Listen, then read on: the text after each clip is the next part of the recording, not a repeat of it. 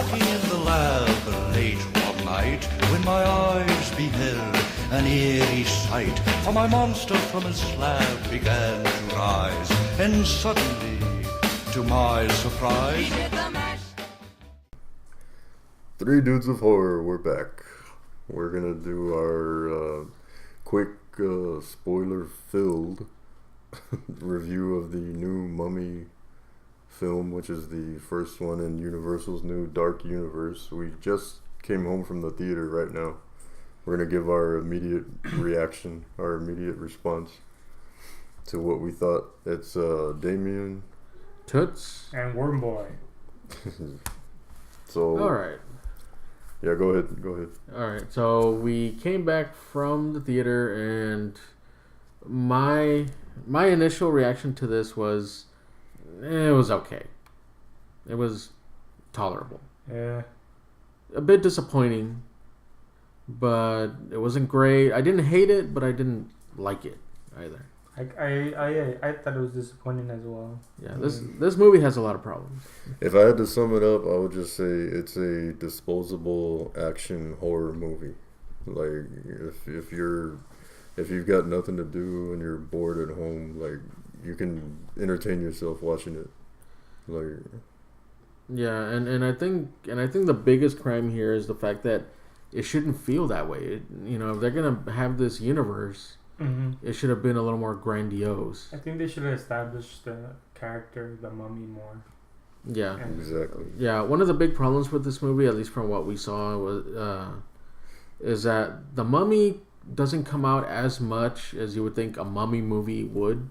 Yeah. Would have them come out. Tom Cruise is he plays the main character, Nick, and of course he comes out in the entire movie, obviously. That's the point. That's the point of it. They shouldn't have been called the mummy. Should have been called the Tom Cruise. The Cruise. Yeah. Yeah. But yeah, like the character, the mummy itself, she doesn't come out as much as at least what I would hope for. Yeah. That's the amount. Well, I thought the best part that Sophia Boutella, the actress that played the mummy, I thought the best part for her was at the very beginning where Russell Crowe as Dr. Jekyll had that big exposition scene where he was explaining her whole backstory back in ancient Egypt. Mm-hmm. Yeah, but I think what they should have done with this movie is have that entire thing, at least for the first half of the movie, be that story. Yeah, they should have established it more.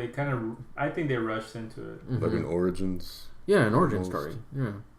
And then have her to where the second half of the movie, if not maybe the last third, is where she is the actual mummy running amok and trying to get revenge. Or trying to summon this god of death. Evil spirit, or I don't know. It was the Egyptian god of death, Set, to be specific. Yeah. Well, I mean, going back to what you were saying, Wormboy, I think that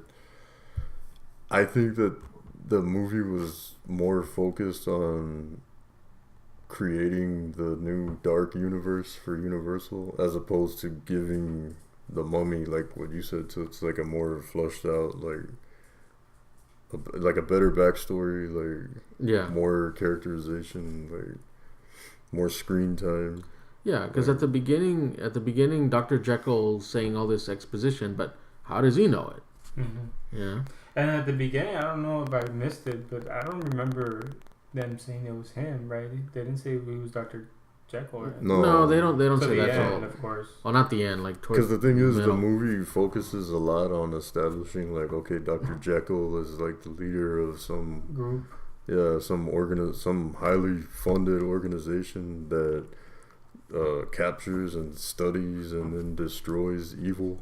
Yeah. So they've got all these relics, and they focus more on, and it's like how we were saying, it seems like they're gonna use Dr. Jekyll as the quote unquote Nick Fury of this dark universe. Yeah. And he's gonna be the connective tissue that connects all the movies together. Yeah, and with this movie, it's the first one in this dark universe, and I think the biggest mistake that the studio made was the fact that, first of all, at the beginning, once you see the Universal logo, it actually says Dark Universe afterwards. So they're kind of putting all their eggs in one basket here. Like, we're going to start a universe, just like Marvel and DC. But what they should have done was they shouldn't have really labeled that, at least not officially in the movie, until later, once they have more movies out and everybody's established. Right. Yeah, that makes sense. Yeah. I think they rushed it again. Like I said, they rushed it towards the end. Like, oh look, that's the. I liked it though. I mean, seeing the skull of Dracula, the monster. What's his name? Well, the creature from the Black Lagoon. Yeah, him. Yeah, there's a room where it has all these preserved specimens, and you see a skull with fangs that you would assume would come from Dracula, and then you see essentially a hand of a creature from the Black Lagoon. Yeah, the Gilman. I think they gave up too much. Yeah, they shouldn't have In regards revealed to Dr. Jekyll. Jekyll. Sorry, Jekyll. Dr. Jekyll. No, I'm just playing. But I think they revealed too much. They should have left him at the very end. Where they're like, oh, okay, now we know what he is. You know. Well, about Mr. Hyde, like when they first showed him, like half changed, and then he gave himself the injection. Yeah. I thought that was gonna be it, which was cool. Like they give you like that little tease of Mr. Hyde. Yeah. But then later he has like the character completely comes out and has like a whole scene and dialogue. I was kind of like, I don't know if they should have showed Mr. Hyde completely. They jumped the gun on that one. But if there's any consolation to the fact that they showed Mr. Hyde, is that at least it wasn't like in League of Extraordinary Gentlemen and Van Helsing, where it's this big, huge monster of a guy. Which is not what he is. Yeah, because Mr. Hyde in the novel is a short, almost a petite man. Mm-hmm. Where if Jekyll was like 6 feet, Hyde would probably be like 5'4" or something like that, or 5'2". Like he's actually shorter, and darker and hairier. Yeah. Well, darker in the sense that not just atmosphere, but more like he has more hair, and instead of having like light brown hair, it actually has like black, like dark hair. Yeah. I think my favorite part of the movie, I mean, there isn't that many parts, but it was the mummy's makeup. I mean, I think she looked awesome. Yeah, they made that her stuff on her and everything, and the tattoos and the all tattoos. That. I think that looked really awesome. I mean, other than that, and it's not a horrible movie. I think it was an okay movie. Would I see it again? Probably not. No. I'm actually interested in waiting. I want to wait for the Blu-ray to come out because I want to see the deleted scenes and stuff like that. I have a feeling because I know there was at least 5 writers, and you can see it in the movie. Like there's different tones. There were too many cooks in the kitchen. Too many and Indians. Like the too tone, many chiefs. The tone changes a lot in the movie. Like. But if there's anything I can say, I'm just gonna say it real quick. We were talking about it earlier. Like, if there's any saving grace, I'm just like, I compare it to like a parallel of like Batman Begins in the Christopher Nolan universe. Like, Batman Begins wasn't like this incredible superhero movie, but it was good. Yeah. And they didn't introduce, It's a lot better than this. It's a way much better than this. But the parallel I wanted to say was like they didn't introduce the Joker in the very first movie, like Batman's greatest nemesis, like. Yeah, because they had patience. But they introduced the audience to the universe, like the Christopher Nolan Batman, and then in part 2, Joker. Yeah, and the Dark Knight just blew everybody's fucking minds, like.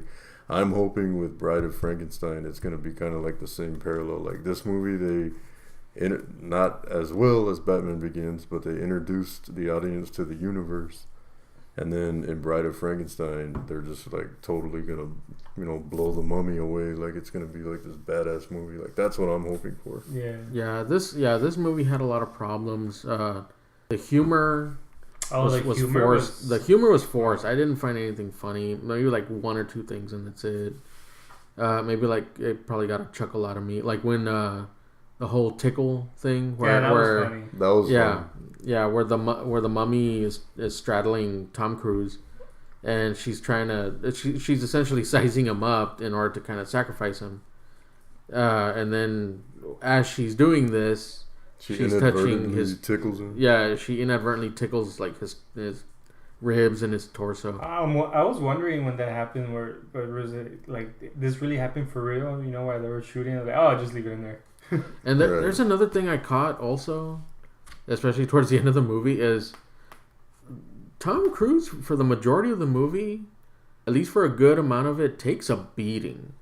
And how is he not bleeding or cut up or bruised up?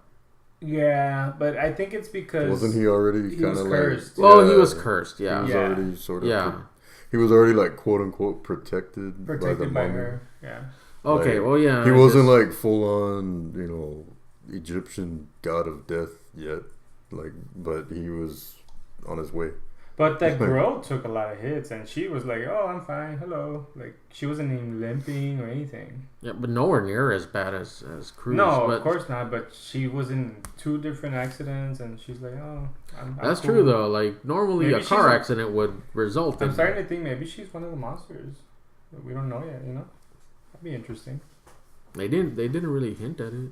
Yeah, but she did work for that organization, like Dr. Jekyll's organization. I hadn't thought about that. Maybe you never know. Maybe she's one of them. Yeah. Maybe she's the Wolfman. I don't know. Oh, but dude, the scene where Tom Cruise is in the bar and he accidentally walks into the ladies' room. Yeah. Like that had to have been an homage to American Werewolf in London. Yeah, that was an allusion to American Werewolf in London. That had to be a reference. Like some of the dialogue is almost verbatim, like word for word, the dialogue between the hospital scene and where Griffin Dunn comes back the first time after he's killed. But just to kind of establish it a bit, Jake Johnson, who plays, I guess, the sidekick to Tom Cruise's character, they're in the tomb / prison of the mummy, and he gets bit by an insect. It was a spider. It was a spider. A spider. Sorry, a spider. He doesn't get bit. It goes into his ear. Oh, it does?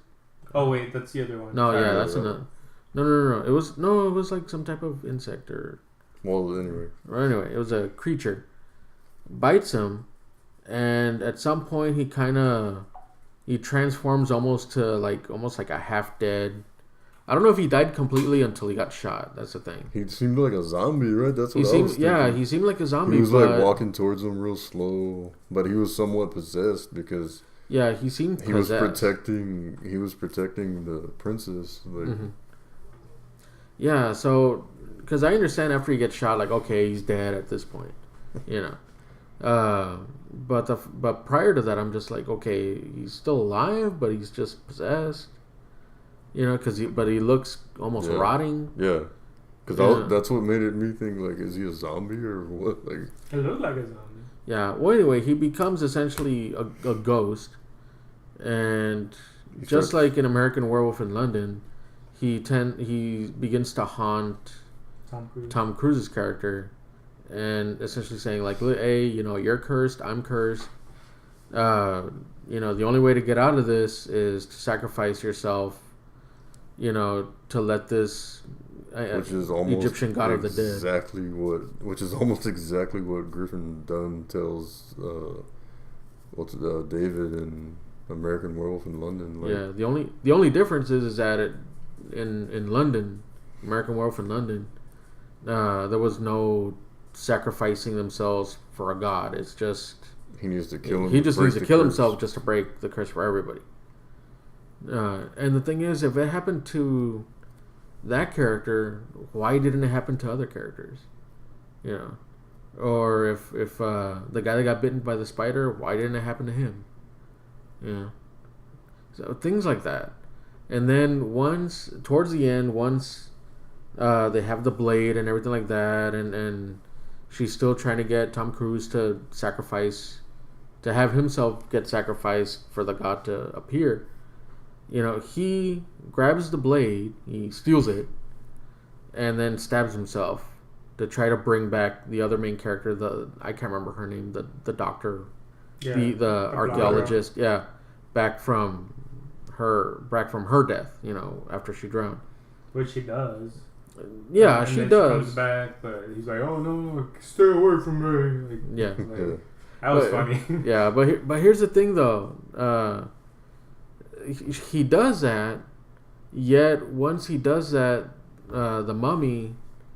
I'm trying to remember her name. Amit or Amanet or something like that. Yeah, it's something like that. Yeah. Yeah. Omelette. Omelette. Damn, I'm hungry now, guys. Sorry. She appeared like she seems to be scared. Uh-huh.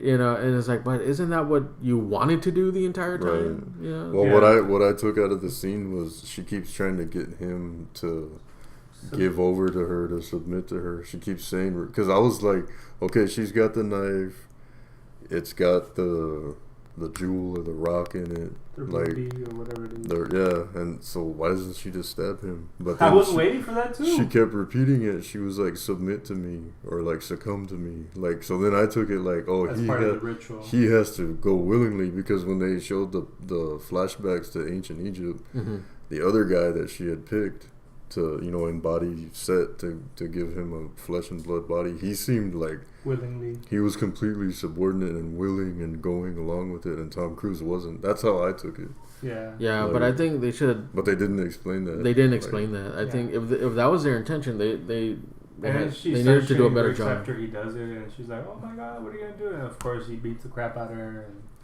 you Yeah. know, he's the god now. He's the mummy. And But He's he's not kind of the- like half the Like- Egyptian god of death, Set, and he's still like the Human, yeah. good guy human. know what he reminded me of? He reminded me of Darkman with that shit on his whatever you call that thing on his face. No, I'm not insulting when- Darkman, but like the at way he was the dressed. end with Yeah. Oh yeah. I was like, hey, he's back. And now apparently he has the power to bring anyone back to life, because he brings Jake Johnson back, and Yeah. he brought the blonde girl back. But he can't bring himself to life. That makes no sense. No, but I'm like, isn't that kind of dangerous? Like, couldn't he like seriously fuck with, you know, People. like But the thing is, the how natural order of how does the things? mummy have that power to, like, she sucks the life out of people, but how is she able to have them reanimate? Well, but I don't think she could. She couldn't. She didn't have that power that he gained at the end, like the power of Set to bring people completely back to life. Yeah. She was essentially just making like this army of like zombies or something that Yeah. that would do whatever she wanted. It was like, and I don't know if this was just me, but did you notice that they were all men? It was like the Knights of Templar and the Mhm. security guards and all. It was all men, like, Well, maybe it's because back then it was different. and they would actually bow to her. Like, I was I like, think, is I'm this, like, huh? Are they trying to show? did anyone else notice that, or was that No. just me? no, I didn't notice notice that. I just, like, from what I saw, there was just circumstance. Like, they were just around the Knights Templar. You know, they were in their tombs. Regalia. And regalia. So to me, it was more like just circumstance. Like, well, these suckers came in and tried to stop her, and well, you know, she sucked the life out of all of them. But she didn't like have the power to like they were like reanimated corpses. Like, it wasn't. Yeah, but like- how does she have that power? It's like a summoner, you know. You I think summon- it's just when she made the pact with Set way back in. yeah, like when back she in ancient when she Egypt. did that blood thing, the sacrifice. But that's the thing, though. It doesn't really explain. Like, the most it says is that she you know, Yeah, I know, I devoted her see life what to you mean. evil. Like, they don't clearly explain that. It's Now, just if it was her own movie and it was actually an origin story, Right. yes, That would then- have been awesome. I would Yeah. have preferred that. So, well, if you had to give it a grade, like from F to an A, what would you? I would give it probably a D plus to a C minus. For me, it's more. To me, it's like a C to a C plus. I thought like the production value was there, the special effects were good, like the action scenes were good. The story was there, but it was, like you said, it was like rocky. It was choppy. Like there was a lot of Yeah. different writers. So for me, it's like a C to a C plus. So. Yeah, to me it was a C. I mean, not the best movie. I don't recommend for you to go spend money. And we on saw it in 3D, so we And paid quite a bit. The 3D wasn't, I mean, that big of a deal. Yeah, the 3D really wasn't worth it. No. I think what it was is that I think they shot it in regular 2D, and then they just Put a and they lens just over it. yeah, they essentially converted it to 3D Yeah. just for the sake of it's in 3D. And it's more money. This movie might The not only make so much the money. one shot that I'm was just actually the one shot that was actually 3D, that was actually cool was when all the birds were trying to hit the plane. That was cool. That was really the only time that Yeah. it was actually worth it. Now, I would say if you intend to watch this, if you're a big horror geek, if you want to go see it, that's fine. In the theaters, I would say just wait until Redbox or Netflix Or dollar movies. or dollar movies. For me, I'm still excited to see the rest. Like, I'm still salivating to see the rest for the Dark Universe because I have a feeling, like I said, that this one is the first one and maybe it's not all that, but like maybe it's not all that great, but I have a feeling that they're gonna kick it up a notch with Bride of Frankenstein and it's gonna be really good. Yeah, I also hope for that. Yeah, like I don't know how well this movie's gonna do, but I am curious as to see where the other movies are gonna go. You know, so Wolfman, Invisible Man, Dr. Jekyll's own movie, even though he came out in this one. Right. Dracula and whatnot, Frankenstein's monster, and Bride of Frankenstein. So I'm curious where this Dark Universe is gonna go, but like I said, I still think that they really shouldn't have referred to it until the movies were established. Yeah. So I guess that's our review, our take on this movie. Tell us what you guys think. Leave us a comment. Make sure you subscribe to our channel, Three Dudes of Horror. And if you saw the movie, give us your 2 cents, what you thought. Yeah. And are you excited? Do you want to see the rest of the Dark Universe movies? So I'm Wormboy. Damien. And Toots. We'll see you next time, guys. Laters.